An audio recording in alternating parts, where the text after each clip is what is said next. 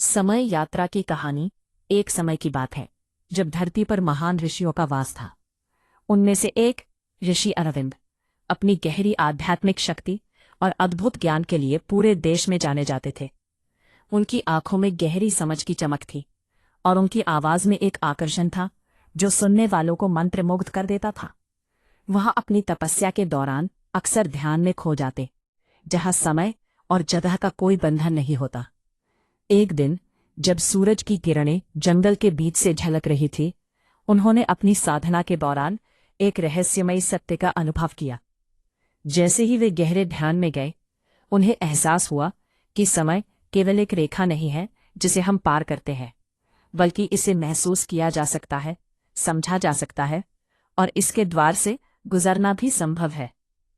ऋषि ने अपनी शिष्यों को यह बात बताई, लेकिन कोई भी उनकी बात को समझ नहीं पाया। उन्होंने अपने ज्ञान और प्राचीन मंत्रों का उपयोग करते हुए एक ऐसा समय द्वार बनाने की ठानी जो अतीत और भविष्य को जोड़ सके। हर दिन उन्होंने ध्यान किया, मंत्रों का जाप किया और अपने भीतर की शक्ति को समझने की कोशिश की। धीरे धीरे उनकी मेहनत रंग लाई और एक चमकता हुआ समय द्वार उनके सामने प्रकट हो गया। द्वार के चारों ओर अनगिनत चमकदार तारे थे और हवा में एक अद्भुत सुगंध बसी हुई थी। साहस के साथ ऋषि अरविंद ने उस द्वार में कदम रखा।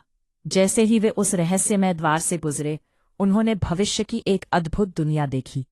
वहां नई तकनीकें चमक रही थी, लोग अलग तरीके से जी रहे थे और समय की सच्चाई को महसूस करना उनके लिए एक अद्भुत अनुभव था। लेकिन उनके मन में आशंका भी थी कि क्या इस ज्ञान का सही उपयोग होगा। कुछ समय बाद वे अपने युग में लौट आए, लेकिन अब वे पहले जैसे नहीं थे। उनकी आंखों में एक नई चमक थी और उनका ज्ञान और भी गहरा हो चुका था। उन्होंने अपने शिष्यों को इकट्ठा किया और उन्हें बताया, समय केवल बीतता नहीं है, इसे समझा भी जा सकता है। उस दिन से ऋषि अरविंद की कहानी फैल गई। उन्होंने इतिहास के पहले समय यात्रा की कहानी को जन्म दिया, जो न केवल उनके सिखाए गए ज्ञान का प्रतीक बनी, बल्कि यह भी सिखाया कि समय को समझना और उस पर कंट्रोल पाना मानवता के लिए एक अनमोल उपहार है।